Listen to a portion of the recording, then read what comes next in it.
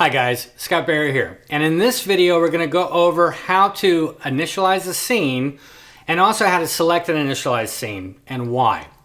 The reason why you would probably want to initialize a scene, which basically clears everything out, or select an initialize scene, is that you wouldn't want anything that is already programmed into a scene that would have things like offsets, splits, so certain parts that are turned off on the keybed, but in the iArpeggiator.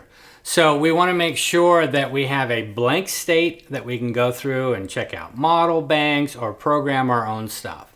So let me show you the two ways to get into an initialized scene. So one is to actually go into the menu. So if we come over here into the side in the common area and we hit menu, we go into scene edit, we can go through all the parameters of the scene. But let me show you an easier way to get into this. Hit exit.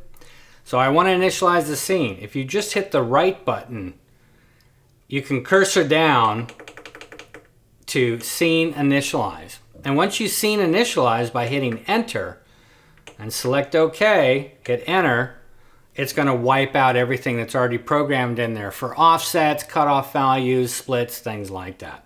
This is, again, good for being able to go through and wanting to select different model banks or different sounds and just start at a blank place. The other way that you can go through this is you can actually select an initialized scene.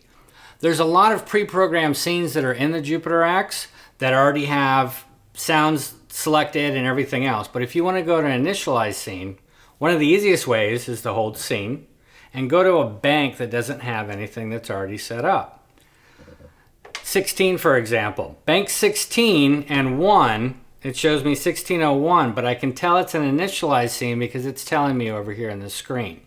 And I can even try some other banks. For instance, hold scene and let's try bank 8. Select 1, it's initialized scene. This is the best place to start to go through models, your own custom sounds, or any of that kind of stuff.